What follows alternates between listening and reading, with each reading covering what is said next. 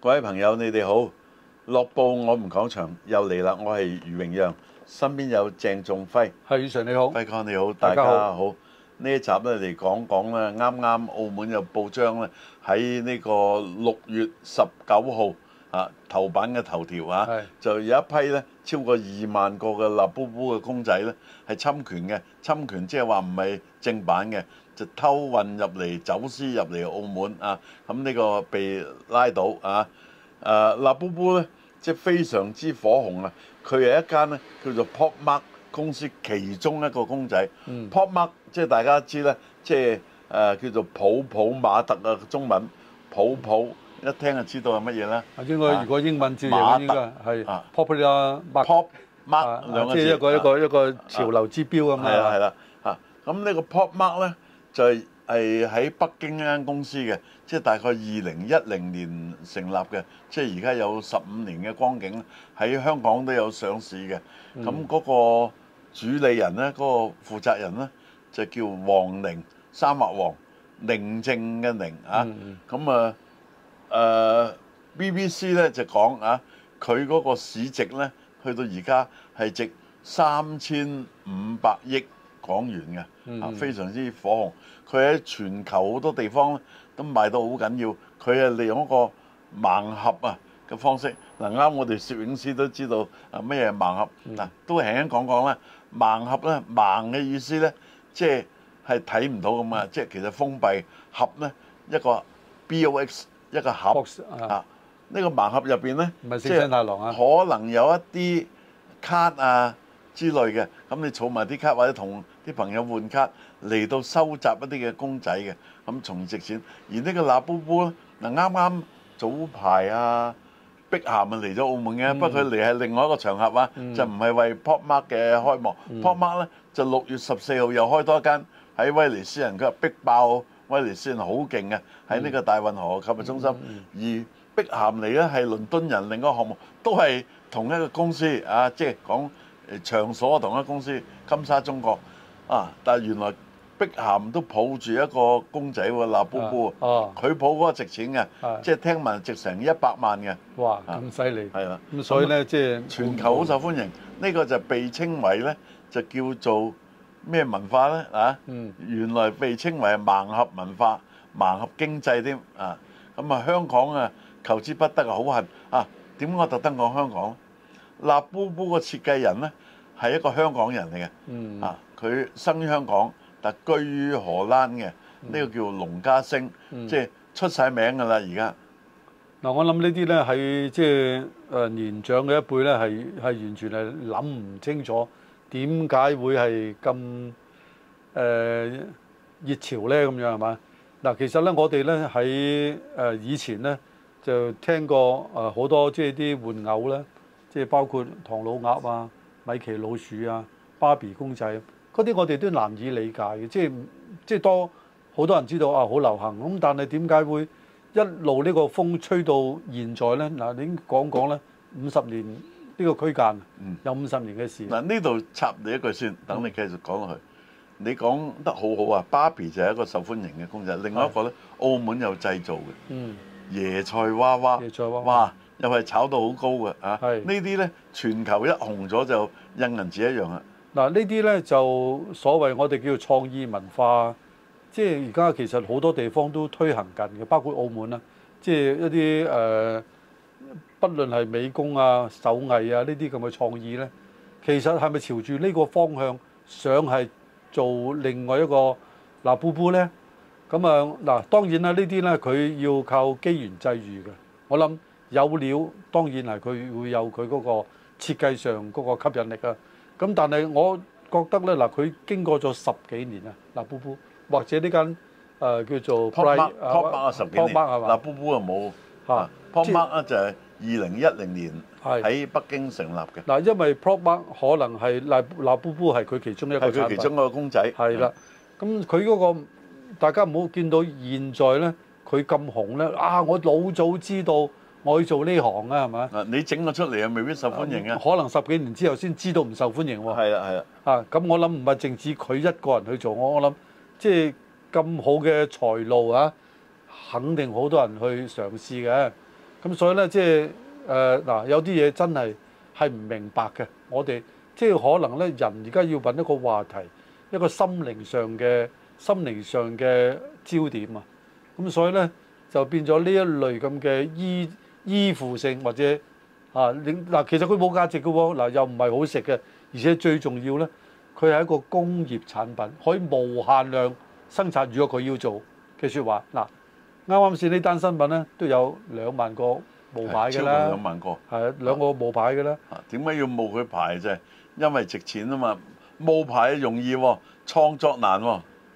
創作令到佢 popular 更難，係啊因為創作咗之後做出嚟咧，可能就唔係好即係手袋啫嘛，你做到同真嗰個名牌一模一樣唔難嘅喎。但係真嗰個咧賣2萬或以上或者6位數字，假嗰個咧可能嗰個製作成本咧，即係唔使100蚊嘅喎。嗱呢個咧就有啲似咩咧？有啲似啲 IT 文化啦。因為 IT 有一橛咧，一早咧係好多人咧，即係喺個發展度非常之好嘅，咁令到好多人去讀 IT。咁啊，可能你希望能夠成為一個 IT 界嘅才俊又係即係能夠喺呢個時代度咧撈上一筆。咁但係咧，其實咧未必一定嘅。嗱，都好似 DeepSeek 咁樣，你而家去做呢一類嘢咧，係咪你係第二個 DeepSeek咧？未必㗎。所以澳門亦都要緊握呢個潮流啊！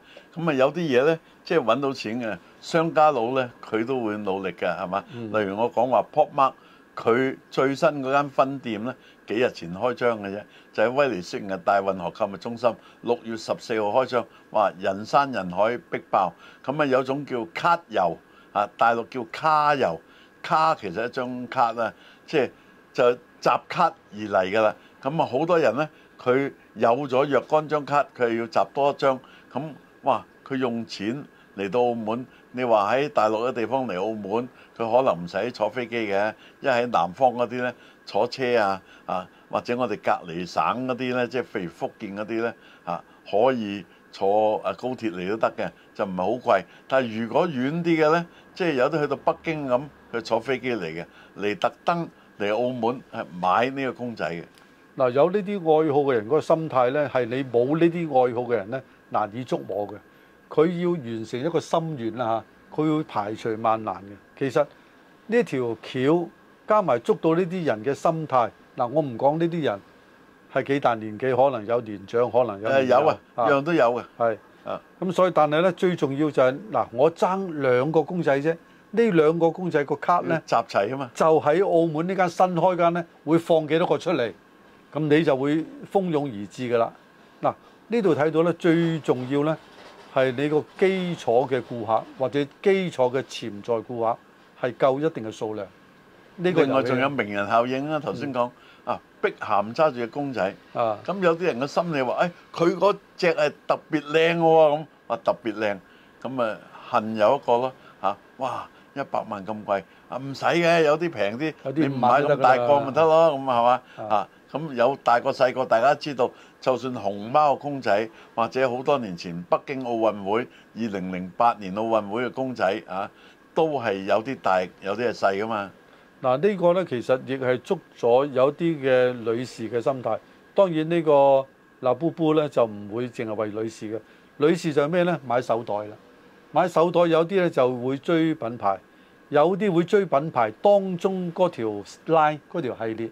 要儲夠咁多個嗱，由於手袋咧有啲係類同嘅，咁有時去一啲地方特別譬如話去過關去拱北咁係咪要將嗰個袋擺喺個機度過機啦？咁會攞錯咁所以有啲人咧就自己掹一個公仔落去，就可以容易識別啲嘅即係同公仔同手袋嘅率咧又低啲啦嘛，係嘛？咁好多手袋咧都中意擸翻個公仔。嗱，學生咧又係啲背囊過差唔多嘅，係嘛？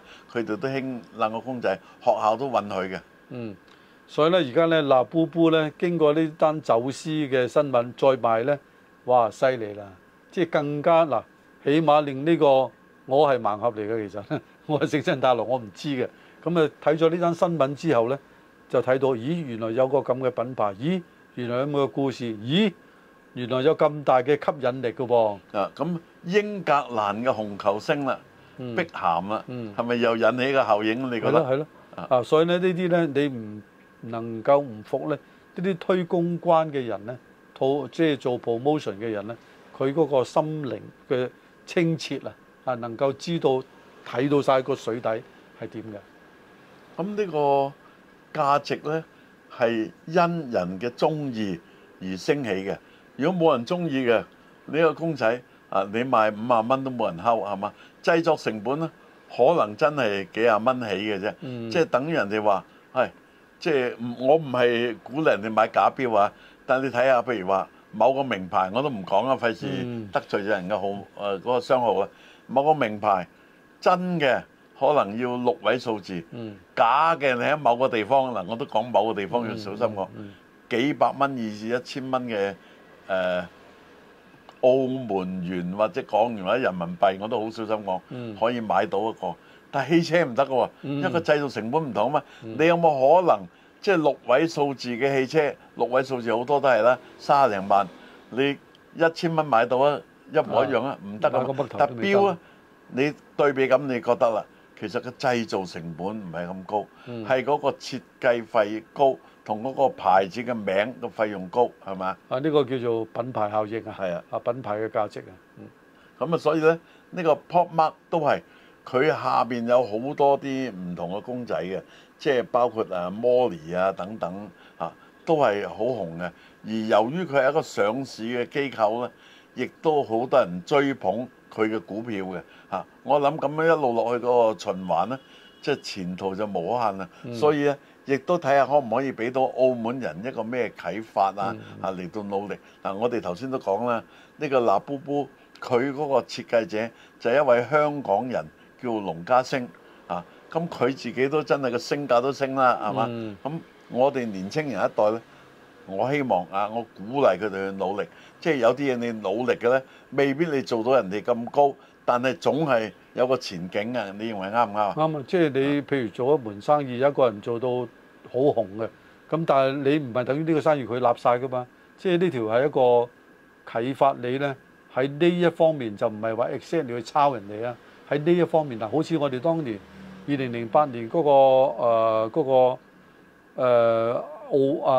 北京奧運嗰啲吉祥物啦，都好即係當然啦，呢個叫福娃啊嘛係佢一段時間咧，但係都係熱潮熱得好緊要嘅咁跟住嗰個世博會嗰滴水滴咧，又係好犀利噶嘛不過今日呢個報章嘅頭條新聞咧，我哋希望提醒下大家啦，即係唔好立亂買啲冒牌嘅嘢因為我已經知道有咁嘅實際嘅新聞㗎，即係有人喺某啲嘅地方咧帶啲冒牌嘢過海關嘅時候被滴住，因為咁樣帶一個冒牌嘢過關咧係侵權嘅，就算佢話係自用輝哥都知啦，有啲人咪興去某個地方買假嘅即係冒牌嘅手袋，而過關咧香港係嚴啲嘅滴到嘅話咧係有可能坐監嘅，即係如果高嘅刑罰大家唔好以身試法聽住啦多謝輝哥。